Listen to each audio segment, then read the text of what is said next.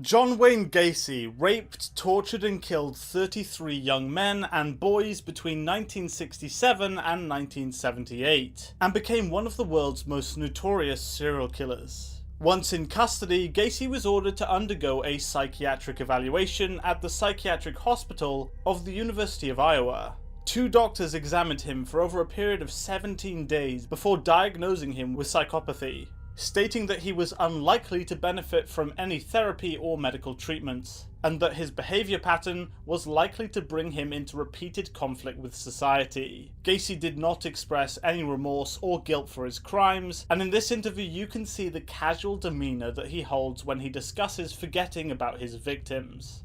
I have a lot of things that I've forgotten that I can't remember. For instance, I can go back to my childhood and stuff, and I still remember that. But yet, I can go into the '70s, and there are a lot of things I can't remember. The same thing with the victims. I've looked at all of.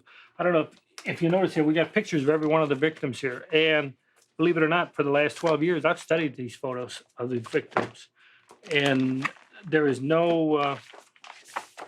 We have a shot of all of the victims together here.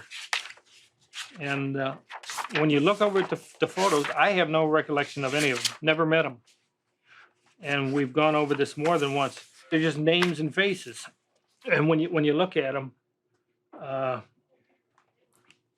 thing of it is, we took it a step further. We went into their backgrounds. I wanted to know where they were at, what schools they attended, who they hung out with, and what kind of activities they were into. And that's what we dug up on each one of the victims. But still, there is no association. None of them never worked for me. None of them, they never went to any places that I ever hung around, because I didn't hang around that many places unless you were involved in politics or if you were involved in clowning, then I might have ran into you. But there's no way I could have run into any of them. Ted Bundy kidnapped, raped and killed numerous young women and confessed to over 30 murders, with the real figure likely being much higher. Ted was assessed using the standardized psychopathy checklist and scored 39 out of 40, classifying him as a psychopath. Based on your Well, I'm sure it works, and you've got to have faith it'll work, or else you'd be reduced to some kind of, mumbling idiot. Does that mean ultimately you want to get involved in the criminal justice system? The funny thing happened to me on the way to labor law class one morning. I got 2 weeks in the spa, and yes, I intend to complete my legal education and become a lawyer and be a damn good lawyer. I think things are going to work out. That's about all I can say. If you think the prevalence of psychopaths is small, then you would be greatly mistaken. Psychopaths make up 1% of the general population, with over 30% of the population holding some psychopathic traits. Over the course of your lifetime, you will meet and spend time with over 100 psychopaths, and if you work in business, you will likely meet many more. 1 in every 100 people who watch this video are psychopaths. So to some of you, this video is directly about you. With the number of psychopaths out there being incredibly high, how come the murder rate is so low?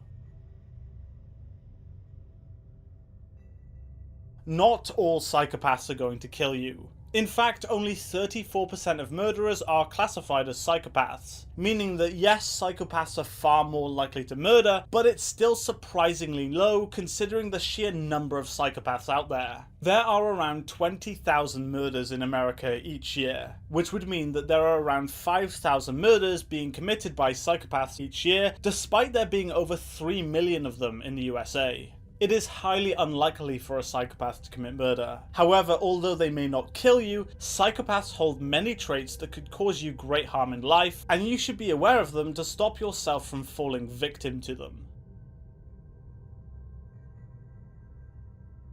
Psychopaths have clear and distinct characteristics. They are usually easy to spot if you know what you're looking for. Here is a brief overview of the traits that define a psychopath. Pathological lying, elevated self-worth, manipulative tendencies, lack of remorse, lack of empathy, parasitic lifestyle, promiscuous sexual behavior, early behavioral problems, lacking of long-term goals, impulsiveness, and irritability. Psychopaths are cunning. and are unrestrained by empathy, making them powerful foes. In fact, it's common knowledge that the hyper-competitive business world has a disproportionately high number of psychopaths within. This is because psychopathic traits are actually beneficial in the world of business. The ability to feel no emotion whilst being charismatic and manipulative helps promote these people. They're good at making themselves look more powerful and successful than they actually are, which leads to them being promoted to more senior positions. The movie American Psycho makes reference to this fact.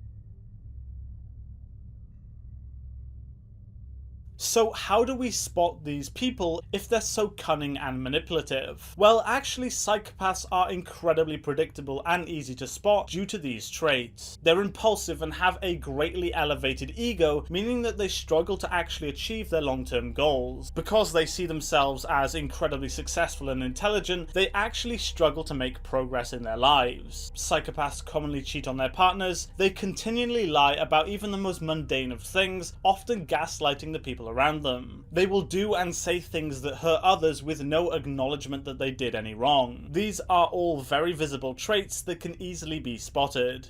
Due to their predictability, they're actually quite easy to avoid and even to bend for your own gain. Because they're so egotistical, they will often underestimate the ability of people around them, giving them a false sense of security and an advantage to those dealing with them. There is no psychopathic gene. However, research does say that psychopathy does run in families. Parents can pass on genetic factors that make their children more vulnerable to developing psychopathic traits in the future. Most psychological outcomes are caused by the combined effects of many hundreds of thousands of genes. The combined effects of many genes account for about half of the variation in psychopathic traits. This means that some children are just born with a higher risk of developing psychopathic traits. Although genetic factors are at play here, environmental factors are more at play in deciding if someone will become a psychopath. A disproportionately high number of serial killers were abused as a child, or suffered some form of head injury that allegedly caused them to develop these traits. If a child's parents are cold and uncaring towards them, they are at a greater risk of developing these traits. Other factors such as smoking during pregnancy or high stress levels during pregnancy have been shown to increase the likelihood of a child becoming a psychopath. Psychopathy is a mental disorder and in no way stops people from being good. A psychopath can hold moral views and keep their impulses in check. They can take responsibility for their actions and live a moral and fulfilling life. In fact, most psychopaths are completely unaware that they are actually psychopaths. You might be one right now. And if you're interested in finding out, there is a link in the description where you can take the psychopath test that Ted Bundy took and find out if you hold these traits. Thank you for watching this video, and please subscribe if you liked it. Goodbye.